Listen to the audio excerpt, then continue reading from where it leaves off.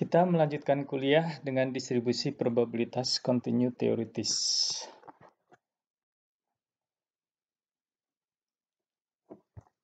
Jadi kalau pada pertemuan sebelumnya kita membahas tentang distribusi teoritis diskrit, di mana variabel randomnya hanya bisa mengambil nilai 0, 1, 2, 3. Kali ini kita akan mempelajari distribusi probabilitas untuk variabel random yang mengambil nilai kontinu. Dalam kehidupan sehari-hari banyak sekali variabel random yang bersifat kontinu. Misalkan yang terkait dengan berat, waktu, panjang, proporsi, dan lain sebagainya. Nah, sama dengan distribusi teoritis diskrit, ada distribusi teoritis kontinu seragam atau uniform.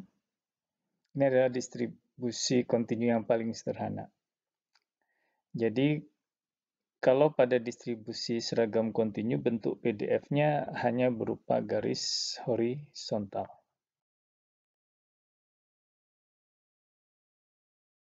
Jadi nilai fx itu selalu sama atau konstan.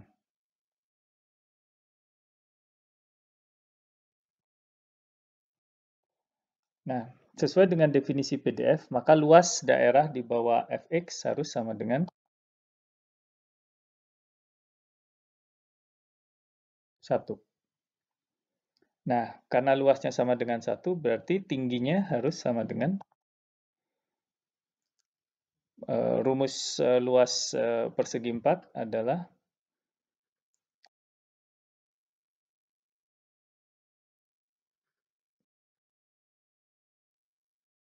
panjang kali lebar atau tinggi ya. Di sini panjangnya adalah A, B.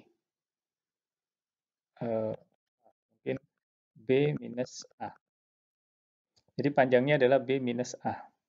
Nah, supaya luasnya 1 berarti harus dikali berapa supaya 1? Ya. Nah, ini tidak lain X. Di sini asal dari fx-nya adalah 1 per B minus A. Rataannya tentu saja di tengah-tengahnya, karena dia simetris. Tengah-tengahnya adalah A plus B minus 2. Sedangkan variansinya nanti bisa dibuktikan sendiri, B minus A kuadrat dibagi 12. Ini sebagai contoh, jumlah tabungan pegawai di Koperasi Pegawai ITB berdistribusi seragam antara 1 juta sampai dengan 10 juta. Asumsinya ya sampai sen kita anggap sebagai continuous. Nah, berapa probabilitas satu orang pegawai yang dipilih secara acak memiliki tabungan lebih dari 8 juta? Jadi di antara 1 juta sampai dengan 10 juta. Ya. Ini harusnya titik-titik ya.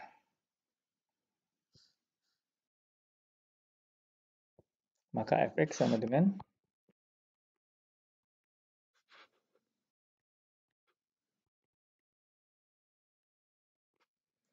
jadi probabilitas x lebih dari 8 juta sama dengan berapa?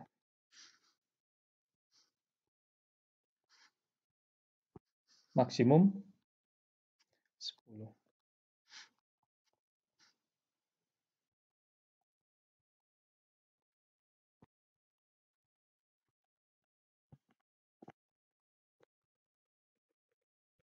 Nah, jadi probabilitas seseorang pegawai memiliki tabungan lebih dari 8 juta adalah 2 per 9.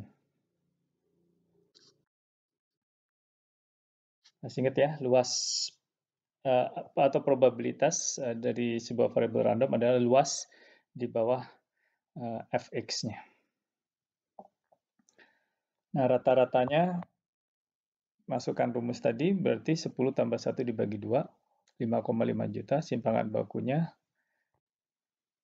10 minus 1 kuadrat, 9 kuadrat dibagi 12, ya, 81 per 12. Oke, ini sangat mudah. Nah, berikutnya kita membahas tentang distribusi normal atau disebut juga dengan distribusi Gaussian. Merupakan distribusi yang paling populer ya, salah satu distribusi paling populer atau paling penting. Nah, ini fx-nya cukup rumit ya. Ini fx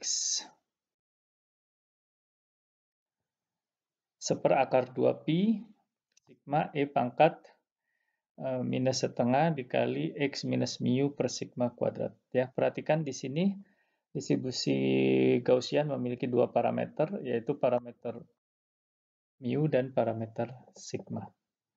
Pi ya, ini bilangan 3,14 dan seterusnya, bilangan pi. Jadi ada dua parameter. Nah, X itu bisa mengambil nilai minus tak hingga sampai plus tak hingga. Jadi variabel randomnya itu bisa mengambil nilai minus tak hingga sampai tak hingga.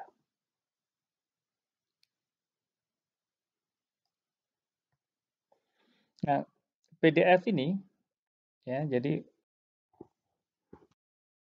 fungsi ini akan berbentuk lonceng ya, yang simetris. Nah, jadi bentuknya kurang lebih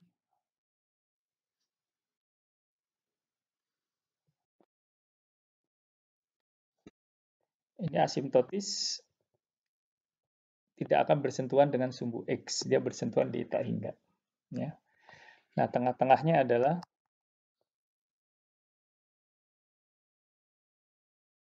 mu.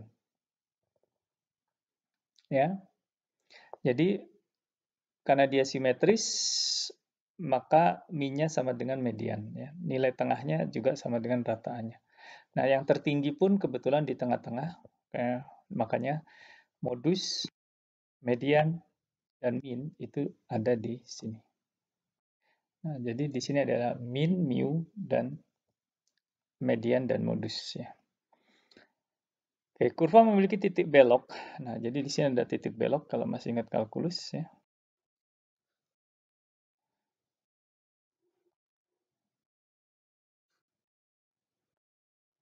Nah, jadi titik belok ini adalah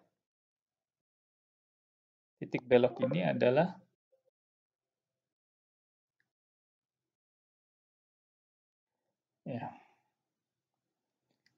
kurva normal mencari sumber daya secara asimptotis. Ya, tadi dia bertemu dengan sumbu X di tak hingga. Nah, untuk menghitung probabilitas seperti biasa, ya, probabilitas ini sama dengan integral dari 1 sampai 2. Nah, ini tadi PDF normal ya. Nah, ini PDF normal. Nah, tentu rumit sekali integralnya dan memang tidak bisa dihitung secara analitik ya. Jadi integralnya tidak bisa dicari rumusnya. Sehingga kita harus menggunakan teknik numerik. Nah, untuk menyederhanakan, maka nilainya sudah ditabelkan. Tetapi karena akan banyak sekali kurva normal, karena mu berbeda, sigma berbeda, kita memiliki bentuk yang berbeda, ya, maka untuk memudahkan perhitungan tersedia tabel normal. Yaitu tabel normal itu normal baku ya. Variabel randomnya bukan X lagi tetapi Z.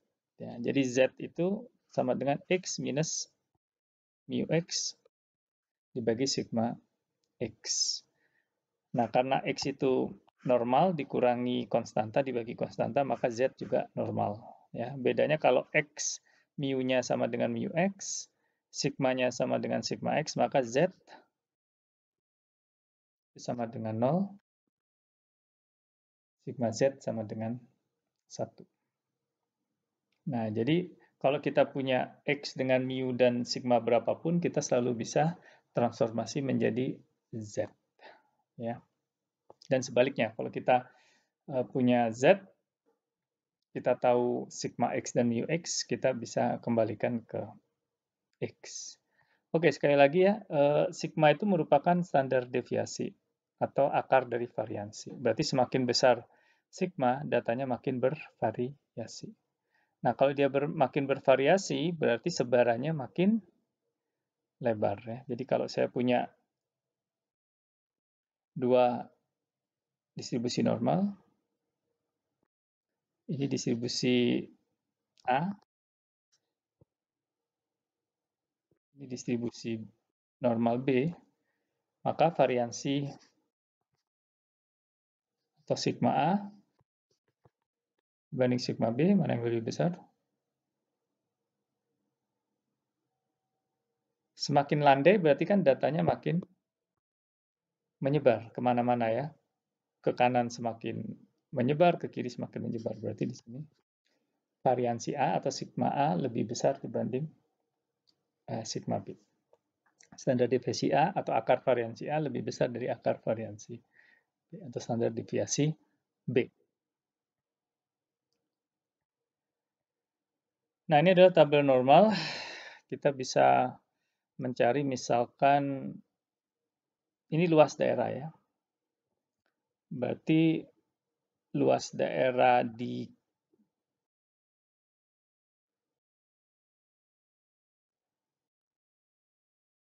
jadi probabilitas Z kurang dari 1. Ingat ya, Z itu mu-nya sama dengan 0, sigma sama dengan 1. Nah, berarti ini luas. Berarti kita tarik Z sama dengan 1. Z sama dengan 1. Ini digit kedua. Berarti ini 1,00 ya. 0,8413. Sekarang bagaimana probabilitas Z?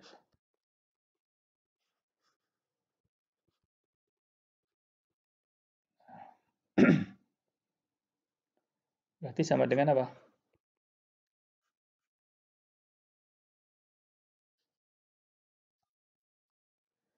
Berarti kita cari 1,96. 1,9 digit kedua adalah 6.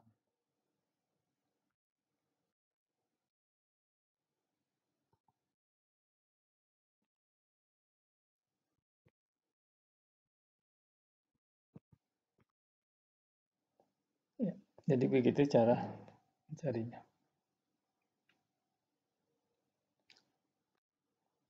Ini ada contoh. Tinggi badan mahasiswa ITB berdistribusi normal dengan mu 165 dan sigma 10 cm. Yang A ya. Berapa probabilitas mahasiswa yang diperiksa acak memiliki tinggi lebih dari 180? Berarti yang ditanyakan adalah, nah untuk memudahkan berarti kita ubah menjadi Z.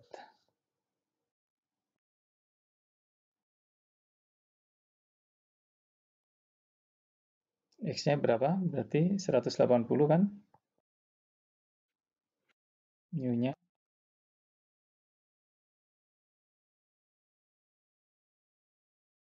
Jadi probabilitas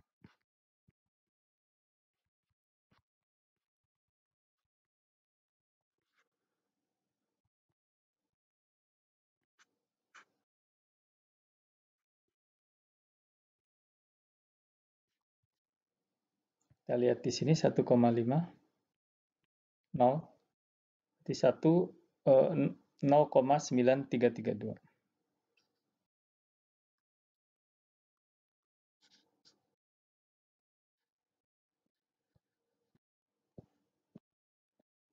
Nah, 0,0668. Oke, yang kedua, tentukan ambang di mana persentase mahasiswa yang melewati ambang batas ini tidak lebih dari 5%. Nah, jadi kita mencari X ya, X bintang ya, ambang. Sehingga yang tingginya melewati X bintang itu tidak lebih dari 5% atau maksimum 5%.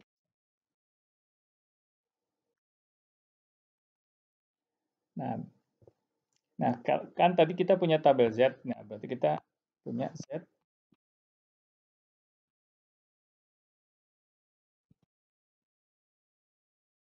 Berapa Z supaya luasnya di kanannya 0,05. Berarti di kirinya 0,9. karena luas di bawah kurva kan 1. Nah, berarti kita cari yang luasnya 0,95.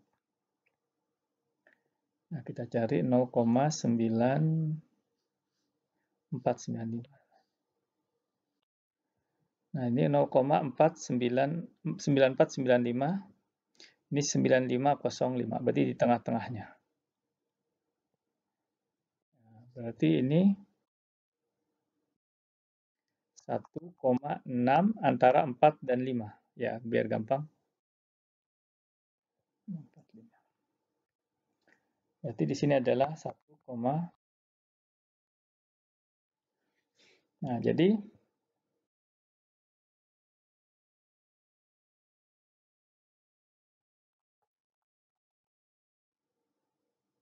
seperti ini ya. Jadi Z-nya 1,645.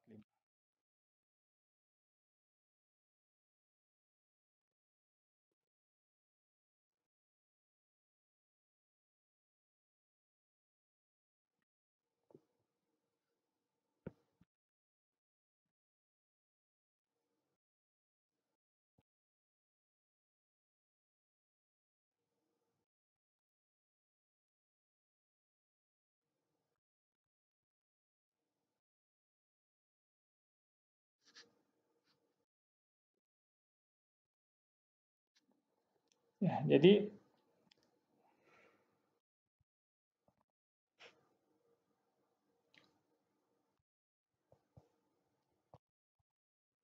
hanya 5% mahasiswa ITB yang tingginya.